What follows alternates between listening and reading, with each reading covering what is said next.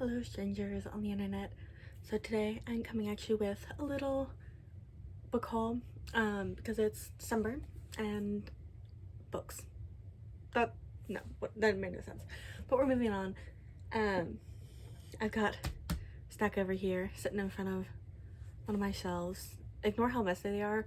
I am like in desperate need of another shelf, but don't really have room in this room for it, so it probably won't happen until I get my own place. So here we are. Okay, so the first book, If This Gets Out by Sophie Gonzalez and Kale Dietrich. So I picked this book up in a like blind book thing, and then like the cover on the front, and then it's like the exact same tagline on the back, so like no creativity, but still convinced me to pick it up. So it says, "You're in the most popular boy band in America and all you want is the boy singing next to you," which like of course is gonna hook me. And that's, I haven't read it yet, but as far as I can tell, that's exactly what it's about. These two guys, Ruben and Zach, are part of a 4-member band, and they are going on their first they're American. They're going on the first European leg of their tour, or they're going to Europe for the first time on a tour. So minimal supervision, close friendships evolve into romance. So I'm super excited to get to this at some point. Right. And then, I got this, DPS Only. This is a graphic novel, and like the colors and the images are just so cute. But from what I understand, it is following this girl, what's her name?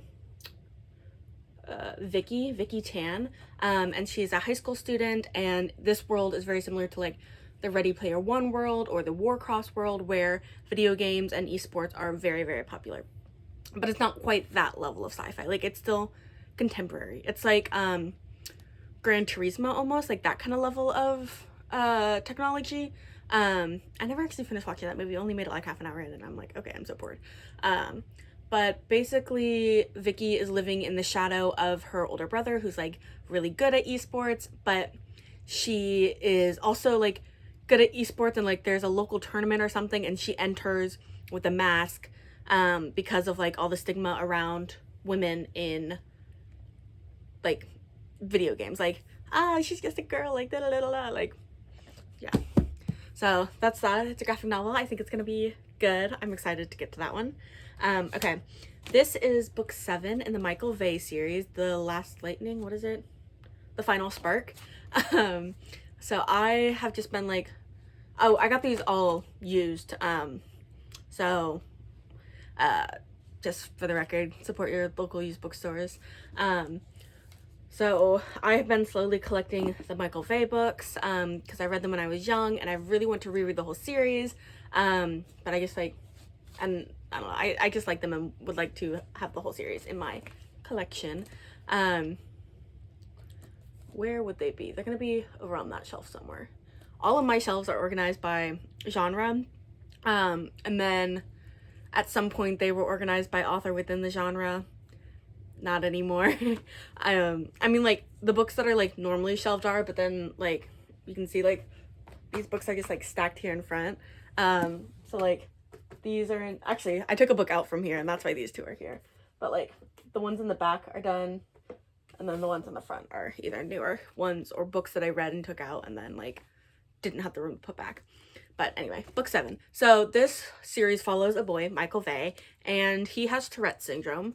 The first book is called The Prisoner of Cell 25, and this is a sci-fi series.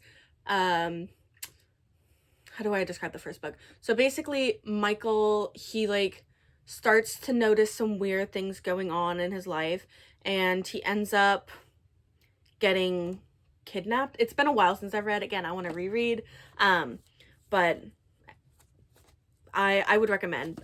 So the Michael Vey series by Richard Paul Evans. This is book 7.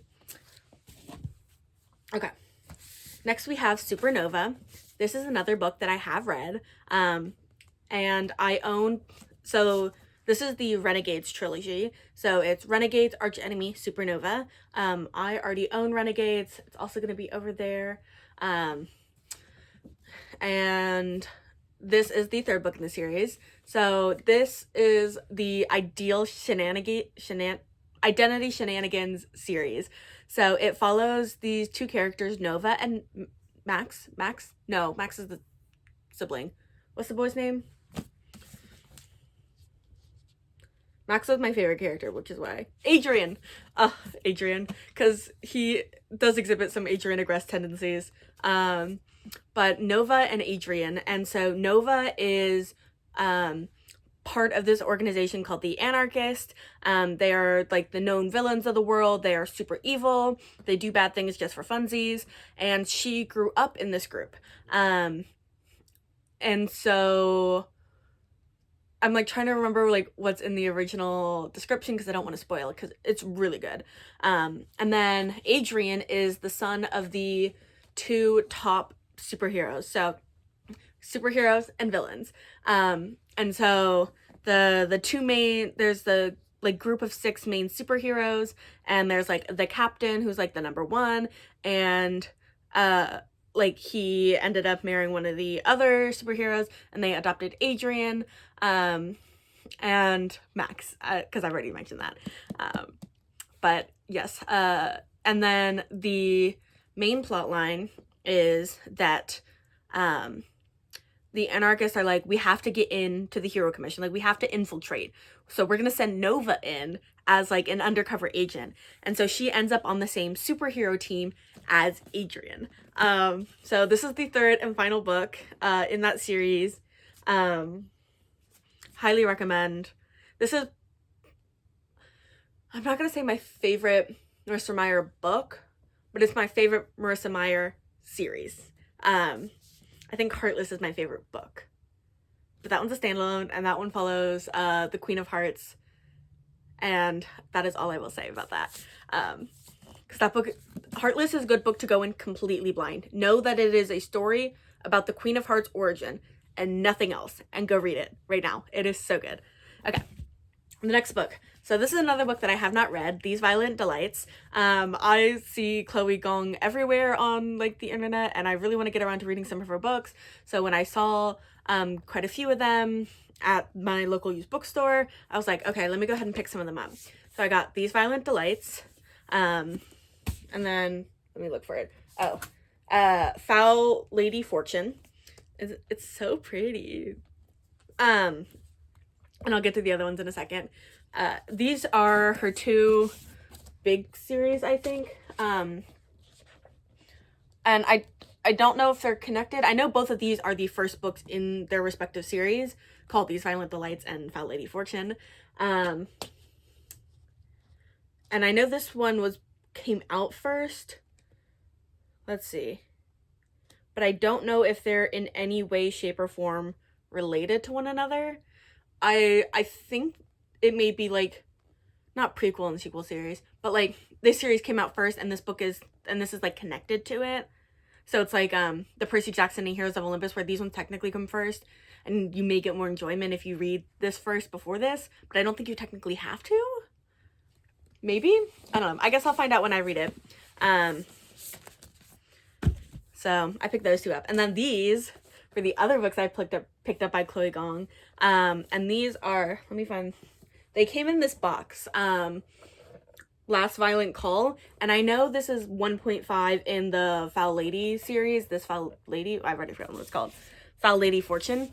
And so I was like, oh, this is so cute. Like, it goes with it. These are some of the most gorgeous covers I've ever seen. Like, really, absolutely amazing. And so they're obviously little novellas, but I'm not sure like how much they're really gonna impact the story. But like this one especially, just like the lady in the red dress is just like so eye-catching to me.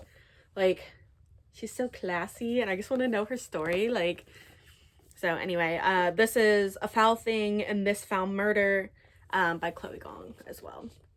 I have no clue what these Chinese characters on the front say. So my guess is they may be and also they're like these nice like hardcovers, and they're matte, and they're just like, I just want to like do this all day. Anyway, so I picked up those as well. Okay. And then A Tale of Sorcery. I've also read this. This is the third book in A Tale of Magic series, which is the prequel series to Land of Stories. Actually, oh, here's Land of Stories. Let me see. Is that the first one? No, that's the little thing that goes with it. Okay. This is the first Land of Stories book.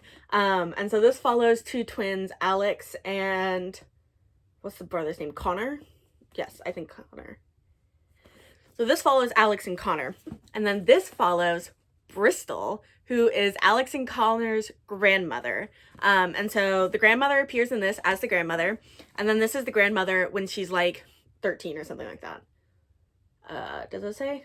I was not going to say on this one. So this is the third book in the series. Do I have the first two? I know I have them. I just don't know where they are. I think they're in the back there. So these ones right here, oh, you can't see. So on the outside here is the Bone Witch, and then the other two books in that series, and then behind that is the first two in this series. So again, I had the first two, wanted to collect the third one, found it for $4, does it say? I think $3, so I'm like, let me pick it up because I am a little bit of a completionist. Okay, then let me put this one back. Yeah, because I do own all of these. Normally the white one, the final one, is there, but my dad is actually reading them right now, and so he is on the sixth one, and so I lent it out to him. Okay, and then the last three books I have are all part of the DC Icon series. So I have Wonder Woman, Batman, and Catwoman. So by Sarah J. Maas, Marie Lu, and Leigh Bardugo. I know there is a Superman one by Matthew de la Pena. It just wasn't part of this set.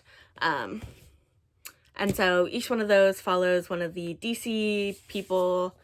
The only one I've read is coincidentally the Superman one, which wasn't part of this box set. I don't know where the box went.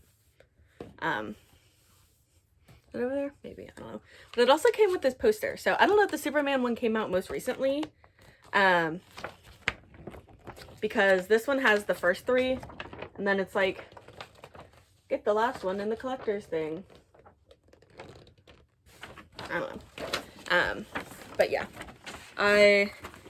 that's all the books I got. And exciting news for nobody except for me. I was putting them in to my Notion library, because I have every single book that I own on my Notion, so that like I don't accidentally buy books that I already own, because I'm like, oh, which of the Michael Vey books do I own? Do I own book 7? Like, I don't want to get it again if I already have it. And then it's also just nice to be like, okay, I want to read a book.